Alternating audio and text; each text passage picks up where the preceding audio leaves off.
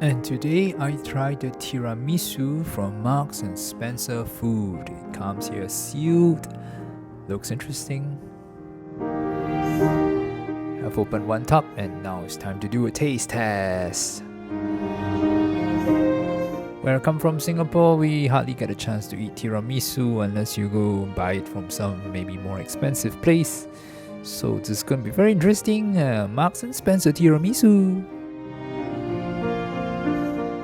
That's how it looks like, using a spoon. Right, time to put it in my mouth and yes, it's nice. Definitely nice. Now, obviously the tiramisu isn't exactly the most healthy of desserts you can have, but hey, I'm on holiday. For the rest of the clip, just watch some news on Storm Barra, December 2022.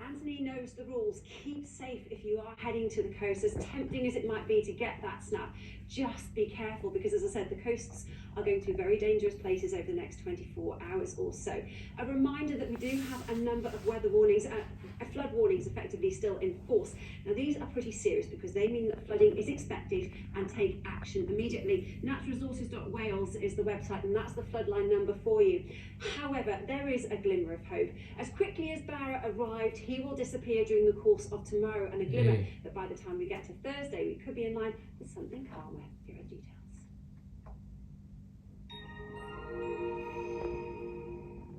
As we can see, it's a far from pleasant picture out there at the moment.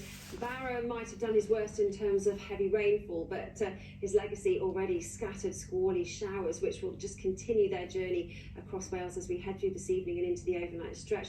The winds continue to gather pace, no sign of any let up there. And as a result, as you can see, you can just about see some white echoes. This is where the wet weather will fall as snow, sleet over the highest hills and mountains. In terms of temperature, quite a variation out there tonight, although I think really that's very little in terms of consolation. Milder out towards the west, lows of 5 or 6, but here you can see the winds really remaining very, very strong and damaging. Here also we've got high tides, very, very high, dangerous waves as well. Further inland, the possibility we could drop to lows of around 2 or 3 degrees, but actually if you're lucky enough, I say lucky, if you do see any dry spells and some clear skies, those temperatures could drop.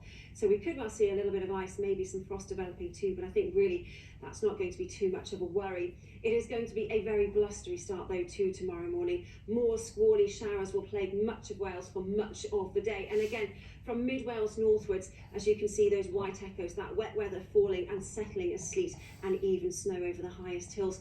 There will be some dry spells, and if you're lucky enough you might even catch the odd glimmer of sunshine, but I think on the whole it's going to be another very blustery and unpleasant day.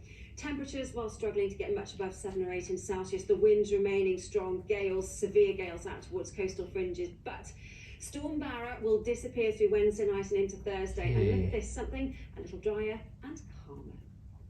Bridge was